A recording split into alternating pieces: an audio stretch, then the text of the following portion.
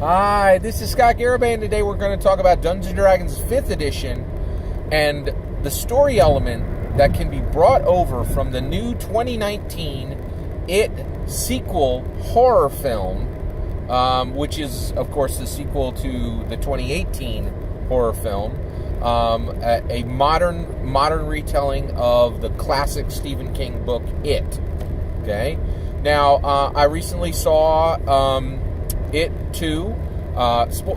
Spoiler warning, this video contains spoilers for It 2, the sequel to It, the 2019 It horror movie. All right.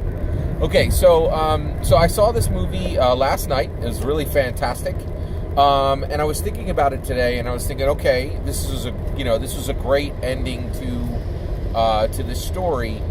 What can I, if I take the It film, throw it into a brazier, and burn off all the dross that does not fit a Dungeons & Dragons 5th edition campaign, what universal story element is left that does fit a Dungeons & Dragons 5th edition campaign? What can be used? What is the gold elements that are left when you burn off the dross from the It film? Okay. Well, the gold from the It film that can easily be brought over and used as a story element in a Dungeons & Dragons 5th edition campaign, and it can be used in any Dungeons & Dragons 5th edition campaign, no matter what your setting is, because it is a universal story idea, is tokens. All right, so let's talk about this.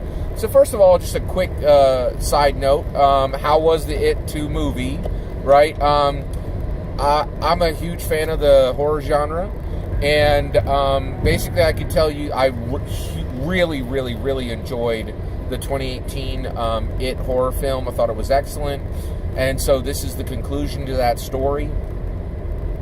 This is an incredibly well executed horror movie with an absolutely terrible ending. Yeah, so I will give you the spoilers right there.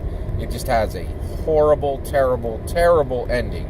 And it's really odd because the writers for the film knew it had a bad ending, because throughout the movie they joke about stories that have bad endings, and then they literally ended the story with a bad ending, right? So just be aware of that. However, I went and I paid my ticket price, and even with the bad ending, it was well worth it. It's a long movie. It's about 2 hours and 50 minutes long. Be aware of that. And also, but even with the bad ending, I was thoroughly pleased with my ticket price. I feel like the entertainment that was supplied, well paid for what I had paid. Okay. So let's talk about tokens. So one of the aspects in the movie is that before the Losers Club goes to fight Pennywise, the alien clown. He's both a clown and an alien creature that had fallen to Earth, right? They never really explained why he took the form of Pennywise. I guess the alien just came to Earth and then essentially inhabited Pennywise. I think that's what it did, right? So basically, this alien clown, before the Losers Club goes to kill this thing for the second time, 27 years after they had killed it the first time, they each have to go and collect a token. And the idea is that this is going to give them power to fight Pennywise, right? And so when they go get these tokens, the token is an object, right? And there actually is a quest giver in the movie. One of the Losers Club, actually, who never left Derry, actually tasks all the rest of the Losers Clubs to go get a token, and they each have to go do this alone, right? So they have to go to somewhere from their childhood and actually collect a token. So, like Jessica Chastain's character, her token is a key. That is the key that was for her apartment that she lived in with her father. One of the Losers Club gets a rock that was used when the Losers Club got in a fight with some bullies, and they used a rock to threaten some of the bullies. Another one actually One of the others, the heavyset losers club boy who actually loses weight. His token is a page from his yearbook, which only one person had signed, right? Which was, of course, Jessica Chastain's character, right? So, what was Bill? So Bill, one of the main characters, he's kind of like the leader of the whole group. His token is a bicycle that he rode when he was a kid, right? And so he actually goes and so each one of them, when they go to get these tokens, right, they go on a journey and they have to overcome an obstacle to get the token, right? And so I was thinking that this is really a fantastic story element that can be dropped into any Dungeons & Dragons 5th edition campaign. So it doesn't really matter what your setting is. Here's how you use tokens in Dungeons & Dragons 5th edition, all right? So the first thing is, how are we going to use, so basically it is a modern horror story, right? We're not telling modern horror stories with Dungeons & Dragons 5th edition. We are telling medieval fantasy stories with magical medieval fantasy stories, right? So how do we adjust this, right? So one, you can go ahead. So one of the things I would do is, rather than having the player, so of course, you're going to put your player characters in the roles of the loser club, right? Each one of your player characters is going to collect a token, right? But rather than having them have to go to an individual place, so one, we're going to remove that element of this is from their childhood, right? And basically, the tokens in our Dungeons & Dragons 5th edition games, rather than interrupting the flow of our adventures, right, and having them go get these tokens, the tokens will be encountered, right? So basically, the tokens should be used over probably a 5 to, I would say, anywhere between 3 to 9 sessions, right? And so basically what you want to do is you want to set up a situation where the first token is really important because it's going to explain to people, they're going to get a sense of what the tokens are. At no point are you going to say to your players, oh, you're all going to encounter tokens. What you'll do is you will prepare mundane objects that the player characters will encounter, and then you will clue them that this is a token, that this is something more than a magical item and something more than equipment, right? So basically, a token is an object. Okay, so all these tokens are going to be objects, right? They're not living creatures. They're and they're not living creatures. They're objects, right? So let's set that there, right? And the way that we're going to introduce this, right, is you beforehand as the dungeon master are going to need to make a list, right, of mundane objects. And actually, you don't even have to make the list ahead of time. You only have to make one item to start this, right? And so what you'll do is you'll choose one mundane object. It's important that this is not a magical. It is not a magical item, okay, and it is not equipment, right? Because your player characters will use equipment for survival, for attacks, for magical effects, those kind of things, right? And they'll use magical items. They might trade them off, right? Or so the magical items, they might trade them off, or they would use them for whatever their magical effect is. Again, helping them through their adventures, right? It's really important that these tokens really don't have any fundamental use to them, right? So good examples are a key, right? Like that would, especially a key, like a key to a door that's been destroyed. That's perfect, right? Maybe a stone that, a stone that they come across, right? Another one would be a piece of jewelry, right? Or even, again, like a piece of paper with some notes scrawled on it. Any of those are perfect tokens, right? They're not magical items. They're not equipment, okay?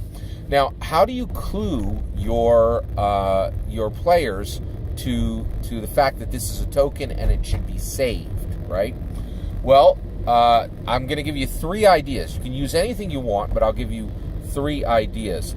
Brimstone, Shadow, Chime. Okay, that's my mnemonic for remembering. So the first one is, you could say, okay, hey, you found a key, right? And this key, you see it, you pick it up, off of it, you go into a tavern, and this tavern is completely deserted, right? There's no one here, and there's no sign, and everything looks like there were people here yesterday, right? There's no damage in the tavern, but there's no people here. And actually, when you go into the tavern, there's nothing on any of the tables except one shiny silver key.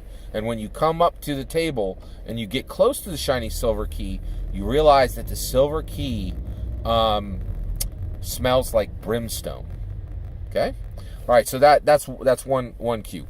Same object, right? You say, the key's sitting there. When you pick up the key, a shaft of light is coming through the window, and you realize the key casts no shadow, right? Like, and so everybody's like, what? So, and you're making the moment special when they pick up this object, right?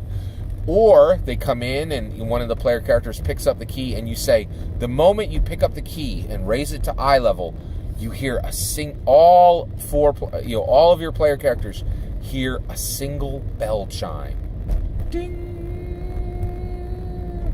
And then you look around and you also realize you're inside the tavern. It seems like somebody rang the bell right next to your ear, but there's no one in the tavern.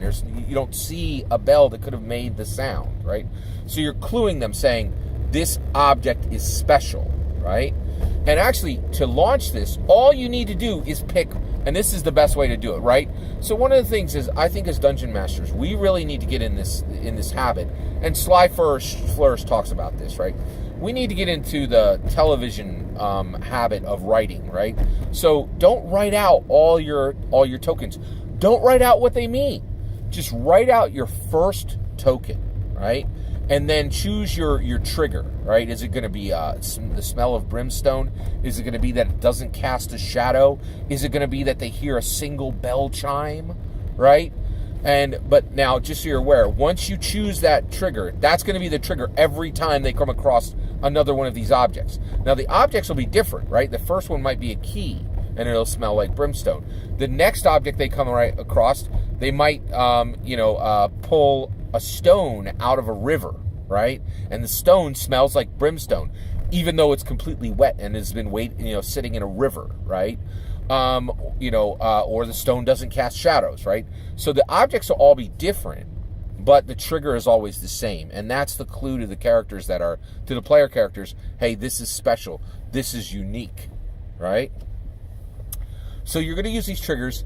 You will introduce it into the game, and then basically your player characters will start to speculate, right? Now, your players will speculate, right? And you want to encourage this, right? So give them, a couple minutes to talk about it, or even have an NPC try to get it from them, try to buy it from them, all those kind of things, right? And basically, you don't want to decide in that first session what it is, right? So one, just introduce the first token, right? The other thing, and introduce your first trigger. Do not decide what it is at that point, right? Listen to see if your players give you good ideas. And you could absolutely run off with your players' ideas, right? And your players may automatically connect it to their backstory, connect it to a non-player character, any and all of this stuff, right? And this is gold, right? This is like really, and you should absolutely use this. Like, just say, yeah, and feel free to run along with whatever cool story idea that your players come up with, right? Or you can also, go ahead and actually do your own. If you have a better idea than whatever the players come up with, that's fine too, right? And then what you want to do is, once you've introduced it, once you see the reaction of your players, before your next session, think, okay, what's my next object, right?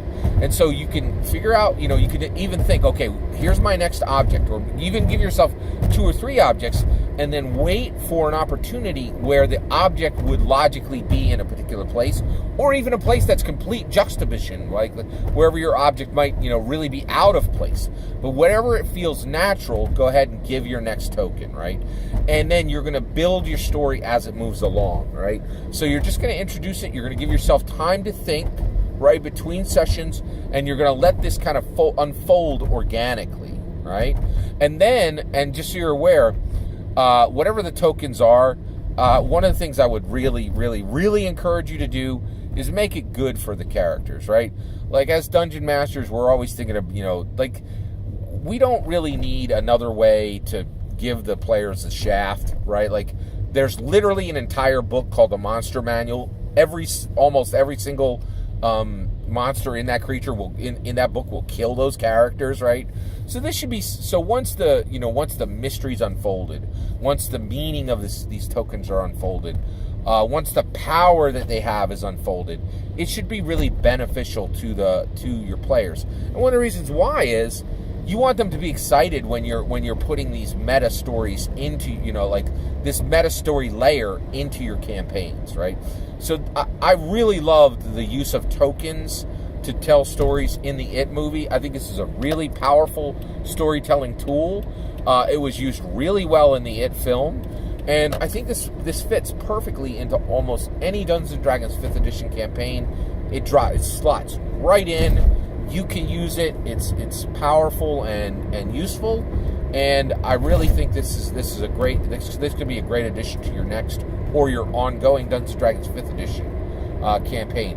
I want to thank you for letting me share this idea with you today, and also I want to thank the author, thank Stephen King and the screenwriters for it. It was a great film, and this is a really nice, solid universal storytelling tool that can be plucked as an homage right out of that film and dropped right into your Dungeons & Dragons 5th edition campaign. I'd love to hear, in the comments below, please let me know what you think would be a good idea to use as your trigger for your group. What would be exciting for your group? Let me know in the comments below. Please consider liking and subscribing, and have a wonderful millennium.